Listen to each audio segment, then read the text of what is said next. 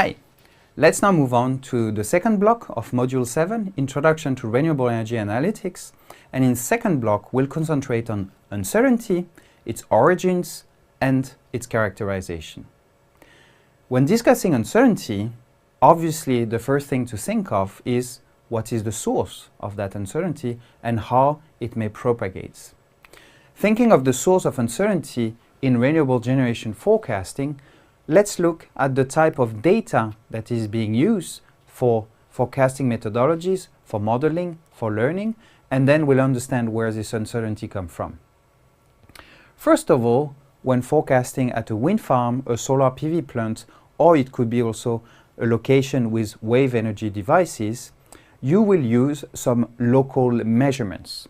This will be some recent power generation measurements. This could be for the last hours, for the last days, and maybe you have collected years of power measurements and you use that for learning the dynamics in the power generation. It could also give you some information on the impact of seasonality, etc. These power generation measurements are historical data, so they are available up to a certain time t, which maybe is now, and you want to make forecasts for the future. Then one may use weather forecasts for the coming periods. So getting back to this timeline, we are now at time t, we are getting weather forecasts, and these weather forecasts are telling us about how the weather may develop in the future. Finally, we may have some possible extra information given by off-site measurements. Could be power measurements at other sites around us, so other wind farms if we are caring about wind power forecasting, could be other solar PV plant if we want to predict solar power generation for our site, etc. One may also get off-site measurement in terms of meteorological measurements. There's quite a number of weather stations that are spread over Denmark and other countries, and maybe the information, the measurement from these weather stations can be useful as input to forecasting. There's also information that can be coming from remote sensing devices.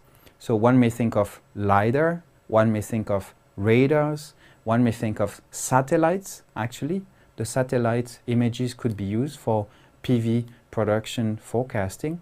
And then in between that, there's some sky images that can be used. And the sky imager could simply be the camera from your mobile phone that is looking upward at the clouds moving around, and you can use that as an information as input to solar PV forecasting.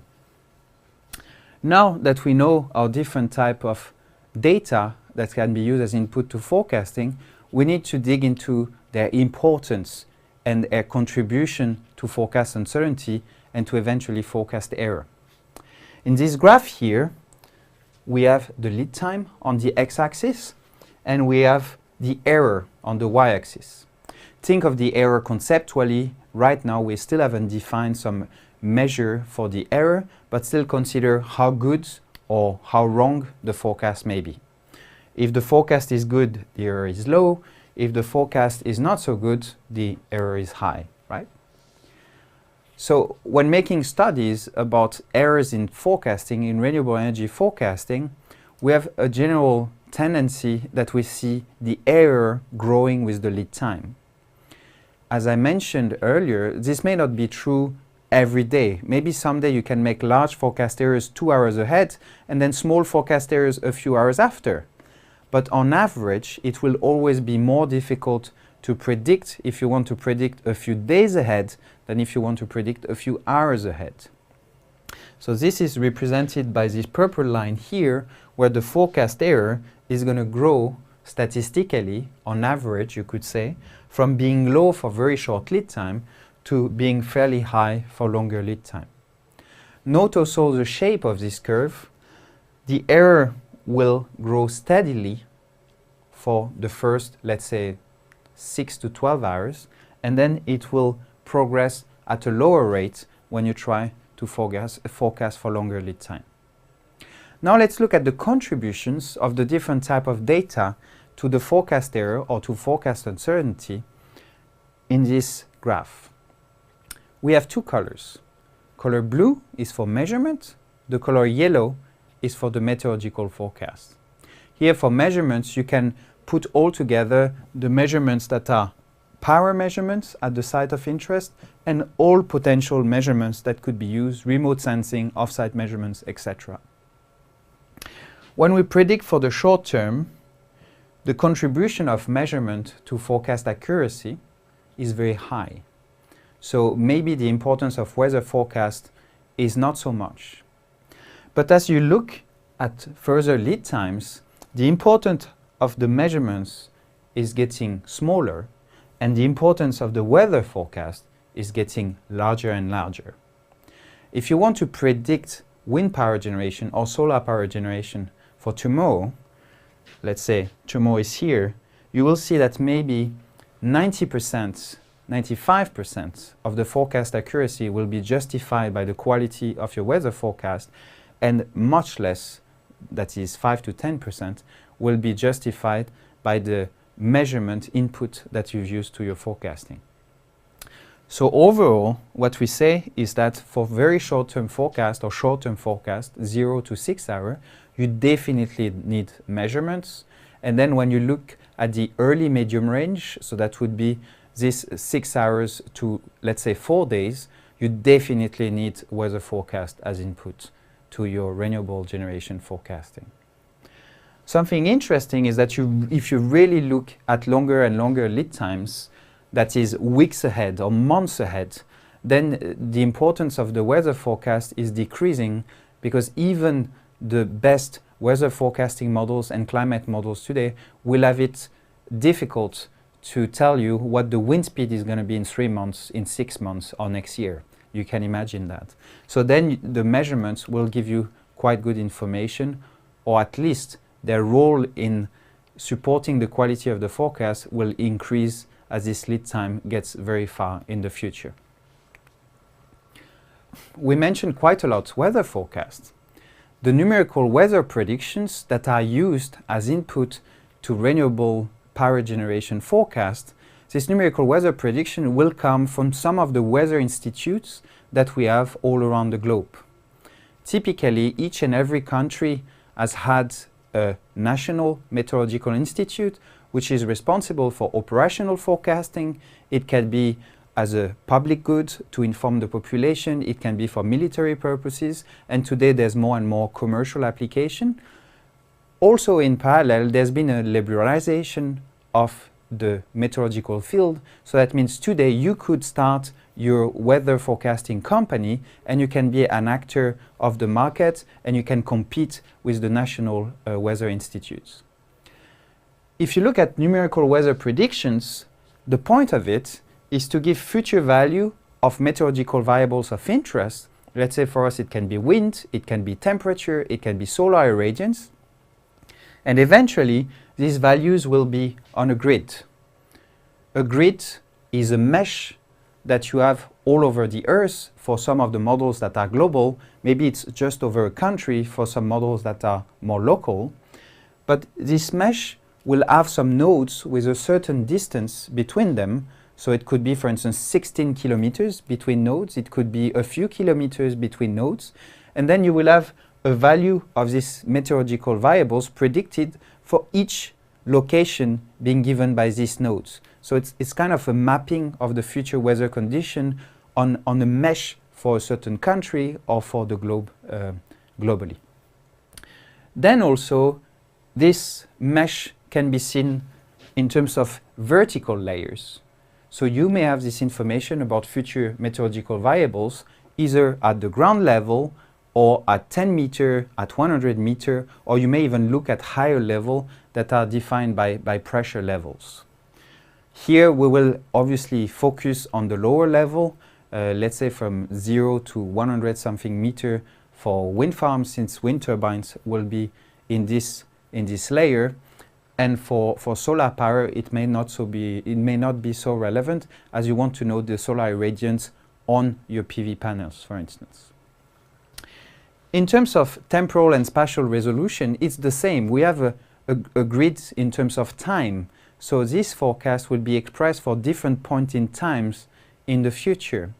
Typically, weather forecasts have a resolution of an hour, but depending on the needs for application, depending on the computing power of the weather center, the forecast may actually very high resolution. Today, some may be able to provide you forecasts with resolution of a few minutes.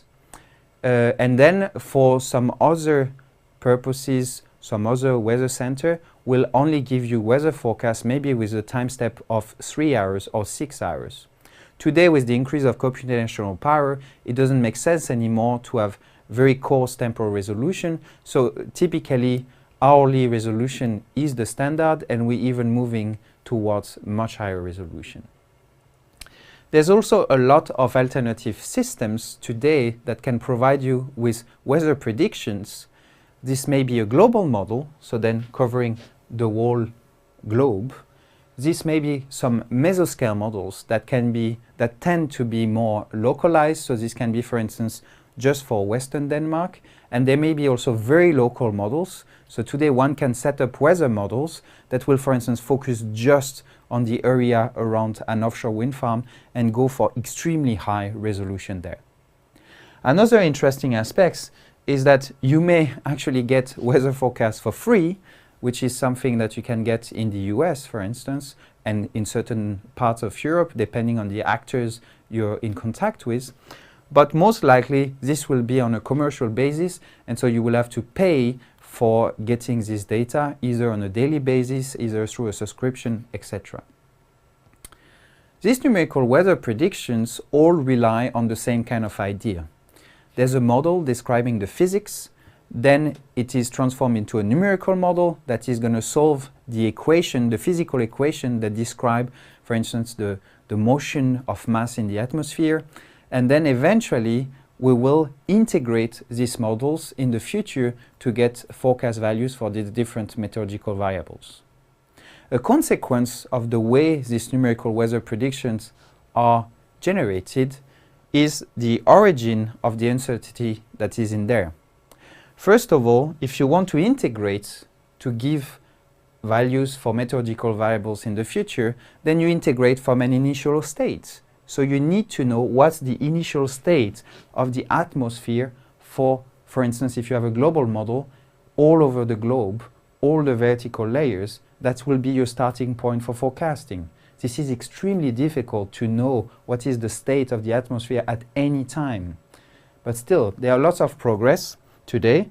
We still have some uncertainty in this initial state, and then it will propagate as we integrate for getting the forecast in the future.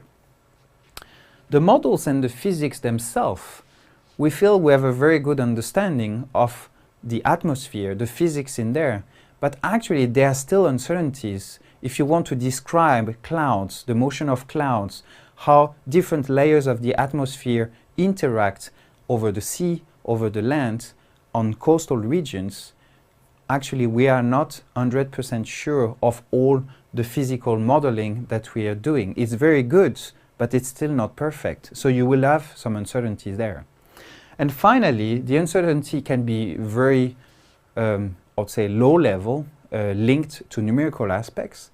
Because of the computational burden, because of the way the models are integrating, for instance, there may be some truncation. So you say, I cannot account for all the small numbers, and you will cut these numbers, and then you will calculate with truncated numbers, and all these small numbers will just propagate and make bigger errors. So this could also be purely numerical, that there is uncertainty. If you think of all that together, the uncertainties might eventually be very high and very dynamic. An example of how you may think of uncertainty of meteorological variables, a part of the prediction error will come directly from there, and then we may look at different weather forecasts or how they are transformed into some renewable power forecast, and then try to think, is this an uncertain forecast or is this not an uncertain forecast? These are two situations, for instance, with two wind power forecasts that were generated based on different weather forecasts. And we see in one day a situation, so that's for the following 24 hours, and you have power in this y-axis. In this situation, the four forecasts seem to tell the same thing.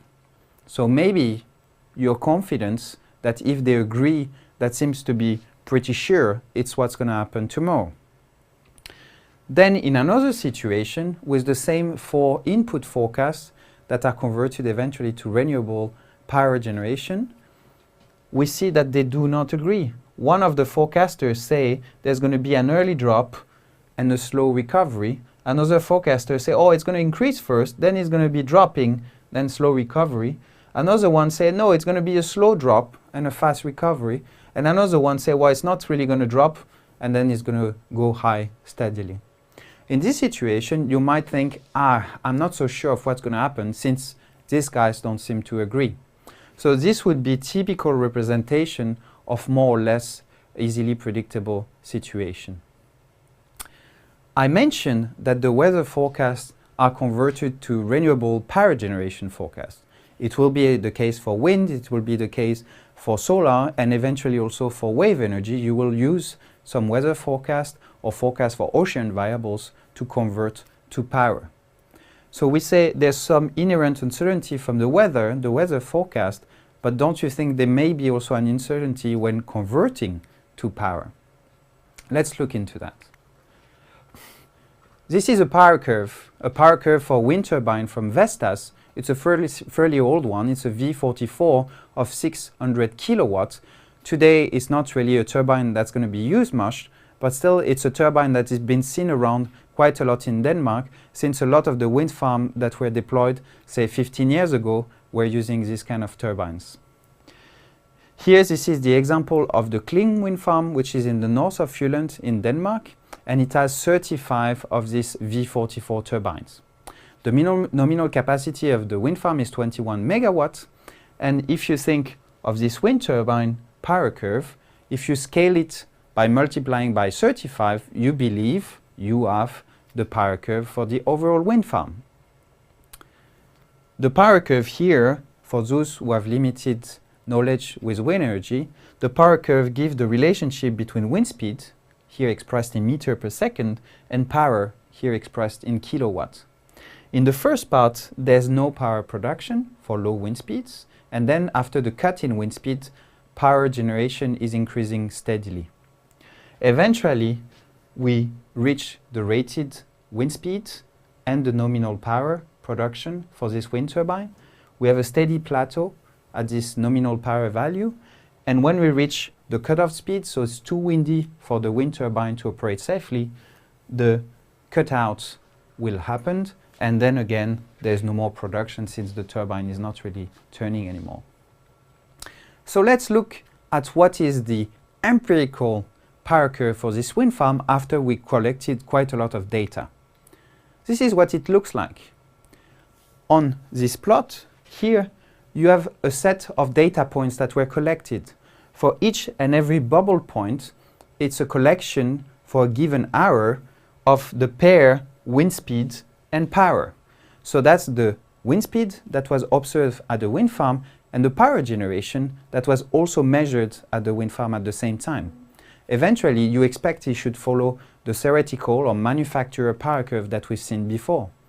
But as you see, there seems to be a bit of a spread. There is a trend that we recognize the theoretical power curve, but still there are a bit of scatter around it, and we don't really seem to reach actually also this nominal capacity of 21 that we were told about. So it might be because of many reasons. It might be because wind turbines are just shadowing each other. It might be because the wind speed measurements are wrong, the power measurements are wrong. There might actually be many reasons why these power curves are not really looking like what we saw with the theoretical power curve, but still it will have an impact on how we can convert the meteorological information from the weather forecast to power forecast. Because the best knowledge we may have of the conversion on site from meteorological variables to power is given by this kind of data, of scatter plot, and the curve we want to extract from there. Let's look now at the impact of those power curves on uncertainty. This is a plot that was borrowed from Matthias Lange and that is shown here. You recognize the theoretical power curve that we saw before, and there on the y-axis we have the wind speed again. On the x-axis, sorry, we have the wind speed again. On the y-axis, we have power in kilowatts. The idea of this plot is to show that even if you had Gaussian type uncertainty, so this very nice bell-shaped curve that are symmetric with a certain variance here, the variance being the same for these three Gaussian distributions, the mean is different though. The first one has a mean of 6, the second one has a mean of 9, and the third one has a mean of 12. So let's say the uncertainty in the input wind speed is the same, even though the mean level of the wind speed is different. Now let's look at how these three distributions will be transformed by going through the power curve. For the first distribution, with this nice symmetric shape, when it goes through the power curve, what's happening is that it's affected by this plateau and then the steep increase in the beginning of the power curve. What's going to be the resulting effect? We're going to have a concentration of probability mass for the low power value, and then we have a quite longer tail going upwards. So what's happening is that the power curve here on the low wind speed values is reshaping the uncertainty in the weather, in the wind speed forecast for instance, and giving a totally different shape to the uncertainty in the power forecast. If you move to the second distribution, we're here in the middle part of the power curve. The slope is steep and it's quite linear. If it's quite linear, what's going to happen is that it's not going to change the shape of the distribution much. It's going to be symmetric still, but the variance is going to be increased. And actually the ratio for increasing the variance is given by the local derivative of the power curve here. So the slope of the line that would approximate the power curve here. Finally, if you go towards higher average wind speed value, still with the same shape of this distribution, we have the opposite effect as for low wind speed. What's happening is that the right side of this distribution is being completely flattened, and you have a probability mass that is just concentrated there, and then we have a long tail going downwards, right? So overall what we see is that even if we had some nicely behaving uncertainty on the wind speed side or on the meteorological side more generally, the nonlinear and bounded nature of this conversion process, here it's for wind, but it would be the same for solar or for wave energy devices. They all have the same nonlinear and bounded nature. You see that it reshapes completely the uncertainty in power generation and eventually in power generation forecast. This has actually been verified with quite a lot of experiments that were done a decade or two ago, where people have compared the characteristics of their forecast uncertainty for different type of forecast engine. And this show example with 5 different forecast engine, specific locations that I will not discuss here. But then we looked at the impact of the level of predicted power on the standard deviation of the forecast errors, and then the impact of the level of predicted power on the skewness of the distribution. So that's the asymmetry of the distribution. Probability mass concentrated on one side, long tail on the other side. Looking at the standard deviation first, that means low standard deviation, low uncertainty, high standard deviation, high uncertainty. When predicting for low power value, we tend to have a low uncertainty overall, whatever the forecast engine that was used. These forecast engines were very different, but at the end of the day, they still have to deal with the same type of nonlinear and bounded conversion from wind to power. For the middle power values, the uncertainty is highest, and that's because of the effect I mentioned. The slope, the steep slope part of the power curve is acting as an amplifier for the uncertainty that you originally had in your weather forecast.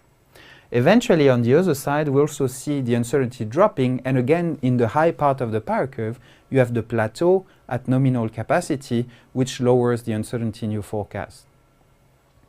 Regarding asymmetry, I mentioned concentration of probability mass, tail going upwards for low power values, and the opposite for high power values. we retrieve that here with this positive skewness for low predicted power and negative skewness for high predicted power. Even though there's a bit of a spread between the various forecasting engine, you see that the trend is the same. So fundamentally, whatever the type of forecasting idea you're going to use, you're going to be impacting the same way by the fact you're dealing with a nonlinear and bounded conversion process. Thank you very much. Now I would like you to use the self-assessment quiz to check your understanding.